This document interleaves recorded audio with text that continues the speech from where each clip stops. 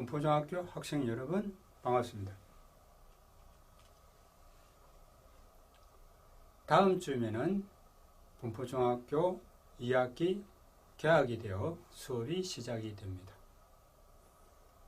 그러나 불행하게도 코로나가 다시 재확산됨으로 인하여 1학년만 학교에 등교를 하게 되고 이 3학년은 집에서 온라인으로 수업을 받게 됩니다. 아무튼 우리가 보다 더 좀 조심을 하여 이 코로나가 빨리 진정이 되기를 기원을 합니다. 그러자면은 우리가 먼저 솔선수범하여 방역 수칙을 철저히 지키는 것 외에는 다른 방법이 없을 거라고 생각이 됩니다. 학생 여러분들도 자기 자신만 있는 것이 아닙니다. 집에 우리는 가족이라는 공동체가 있습니다. 내 한 몸만 생각하지 말고 우리 가족이라는 전체, 우리 사회 이러한 큰 테두리를 생각해서 방역 수칙에 철저히 준수해 주기를 부탁드립니다. 2학기 개학에 즈음하여 여러분들에게 부탁드리고 싶은 것이 하나 있습니다. 고전을 읽기입니다. 고전 읽기입니다. 왜 우리는 고전을 읽어야 할까요? 거기에 대한 저의 생각은 그렇습니다.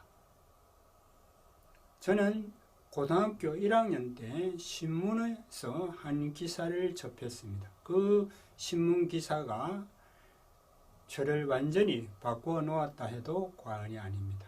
그 기사의 내용은 허친슨이라는 시카고 대학이 보통의 삼류, 그러니까 우리가 생각하는 그런 대학에 별 볼 일 없는 대학이었는데 돈만 많이 있고, 그러니까 록펠러 재단에서 세운 대학입니다. 서기재벌 록펠러가 세운 그 시카고 대학은 돈만 많은 그런 대학이었는데 1929년에 시카고 대학에 29살 허친슨이라는 총장이 부임을 하게 됩니다. 재단에서 특별하게 임명한 허친슨이라는 총장이 부임을 하게 됩니다. 이 총장이 부임을 해서 한 것은 무엇이냐? 모든 교직원, 즉 교수, 학생 모두 다 고전을 읽고 독후감을 써내고 토론을 하라는 것이었습니다. 어느 누구도 대학 총장인 자기부터 시작하고 어느 누구도 외외는 없다. 이렇게 되어 있었습니다. 그렇고 그런 별 볼 일 없는 시카고 대학이 이 허친슨 총장이 부임해서 고전 읽기를 실시한 이후 시카고 대학은 완전히 달라집니다. 미국 대학 중에서 하버드, 예일, 컬럼비아 다음으로 노벨 수상을 가장 많이 배출한 학교가 됩니다. 제가 20년 전에, 30년, 40년 전에 읽었던 그때 기억은 아마 89명인가 이렇게 했습니다. 노벨 수상자가 89명 이렇게 되어 있었습니다. 저는 그 기사를 보고 무엇을 느꼈느냐. 나도 나의 머리를 바꿔보자. 그러려면은 이 방법이 맞겠지. 증명이 됐으니까 뭔가가 이러한 결과가 나왔다는 것은 이유가 있을 거야. 과학적일 거야. 그렇게 해서 저는 그 기사를 믿고 고전을 읽기로 작정을 했습니다.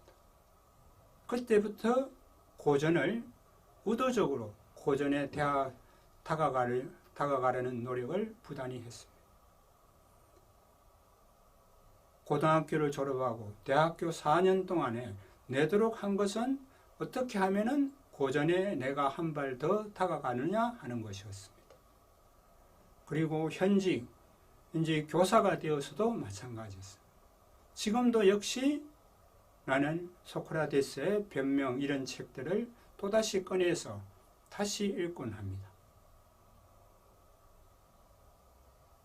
지금 느끼는 것은 이제 퇴직을 얼마 안 놔둔 내가 느끼는 것은 진정 고전을 읽으면 머리가 바뀌는 것은 확실하다는 것입니다.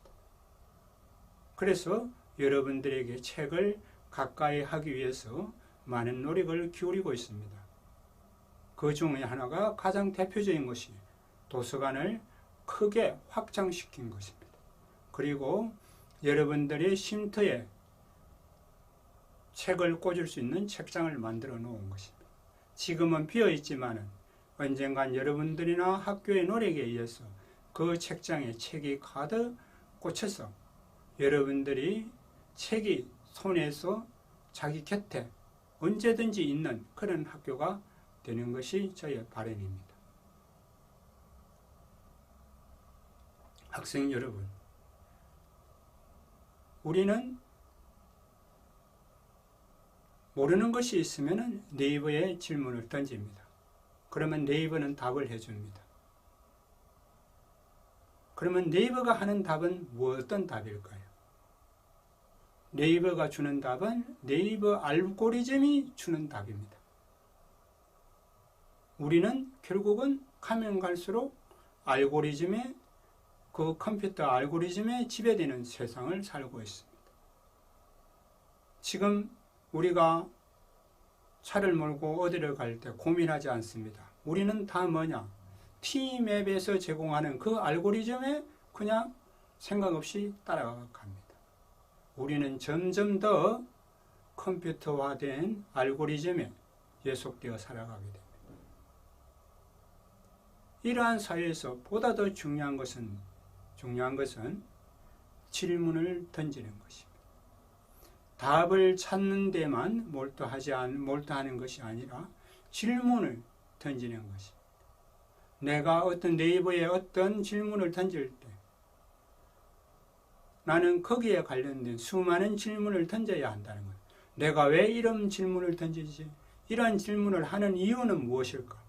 네이버가 주는 답은 나는 어느 정도를 믿을 수 있을 건가?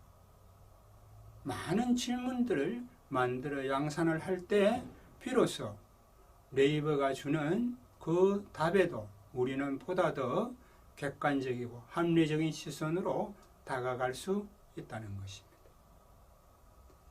이러한 질문을 하는 능력을 기르는 데 있어서는 고전이 가장 큰 역할을 한다는 것이 저의 경험입니다.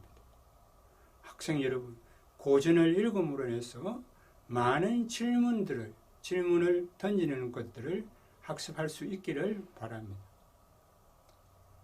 시카고 북스가 만든 그 고전은 쭉 1번부터 쭉 나열되어 있습니다. 1번이 미국 독립선언서, 2번이 소크라테스의 변명입니다. 소크라테스의 변명의 책을 요약하라면 질문을 던지라 하는 것이 소크라테스의 변명에서 나오는 가장 중요한 말입니다.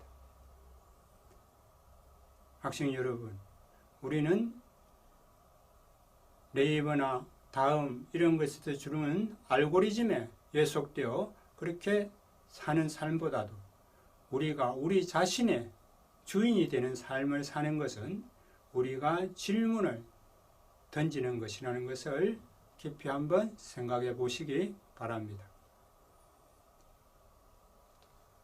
이것으로 2학기 개학에 즈음하여 학교장의 인사말을 가름하도록 하겠습니다. 동영상을 시청해 주셔서 감사합니다.